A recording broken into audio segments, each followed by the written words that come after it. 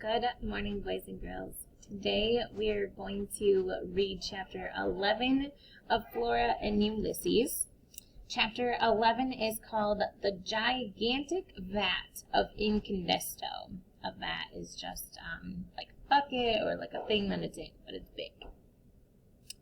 She put Ulysses down on her bed, and she looked even smaller sitting there in the bright overhead light. He also looked pretty bald. Good grief, said Flora. The squirrel certainly didn't look very heroic. But then, neither did the nearsighted, unassuming janitor, Alfred T. Slipper. Ulysses looked up at Flora, and then he looked down at his tail.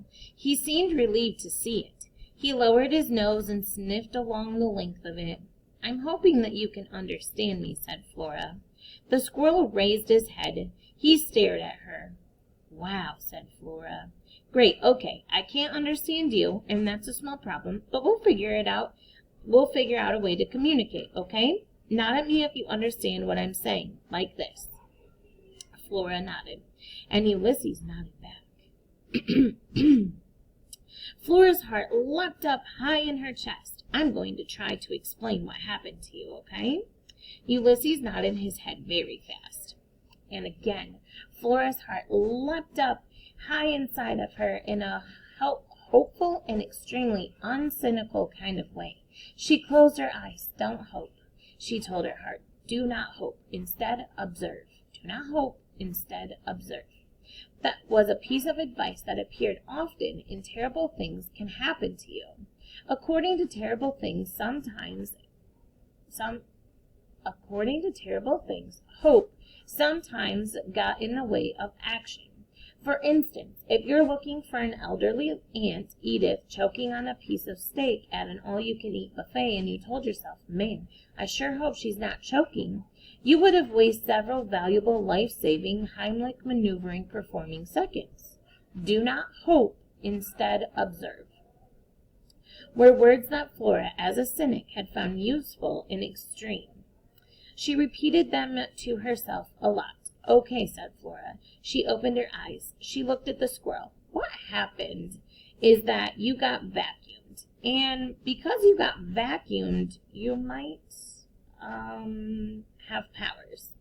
Ulysses gave her a questioning look. Do you know what a superhero is? The squirrel continued to stare at her. Right, said Flora. Of course you don't. A superhero is someone with special powers, and he uses those powers to fight the forces of darkness and evil, like Alfred T. Slipper, who is also Incandesto. Ulysses blinked several times in a nervous kind of way. Look, said Flora. She grabbed the Illuminated Adventures of the Amazing Incandesto off her desk. She pointed at Alfred in his janitor uniform. See, she said, this is Alfred, and he is an unassuming, nearsighted, shuddering janitor who works cleaning the multi-floor offices of the Paxaquoddy Life Insurance Company. He lives a quiet life in a studio apartment with only his parakeet Dolores for company. Ulysses looked down at the picture of Alfred and then up at Flora. Okay, said Flora. So one day, Alfred takes a tour of Incandesto, cleaning solution factory, and he slips, Alfred T. Slipper, get it, into a gigantic vat of Incandesto, and it changes him. And so now, when there is a great crisis, when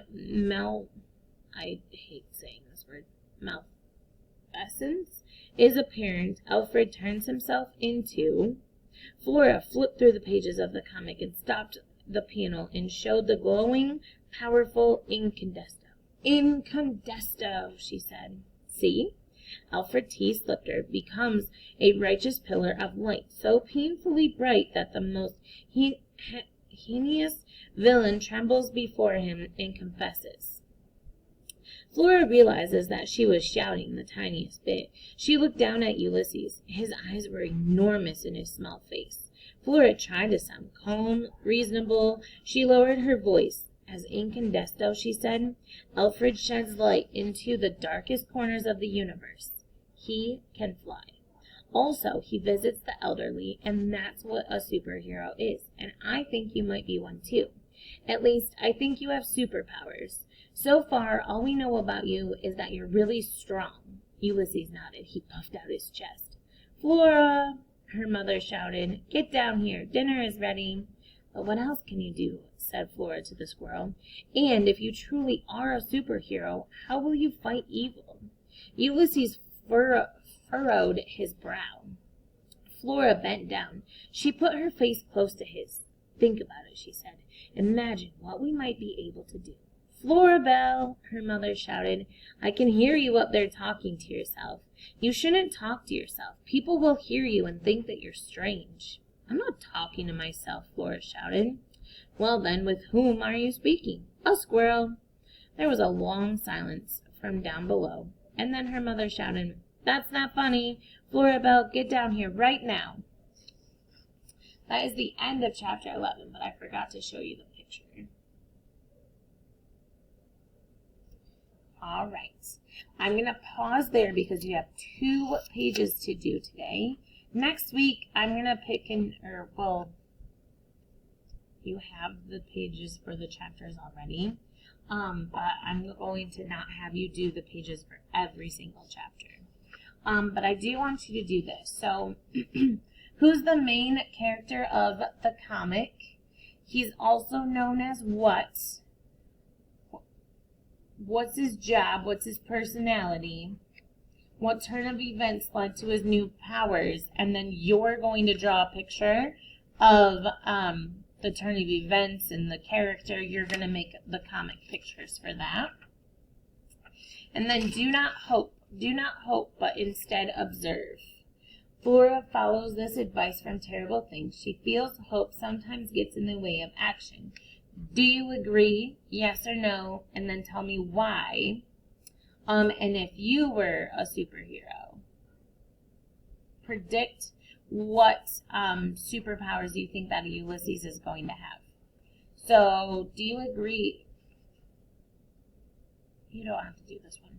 I want you to predict what powers Ulysses is going to have, though. You don't have to do if you agree that hope gets in the way of action sometimes. You might have to go back and listen to the chapter again, too, to fill up the first page, but that's okay. I hope that you guys have a great Friday. Today's a half day, so you don't have very much work because it is only a half day, and I hope that you have a great weekend. Remember that there's no school on Monday, so I will see you on Tuesday.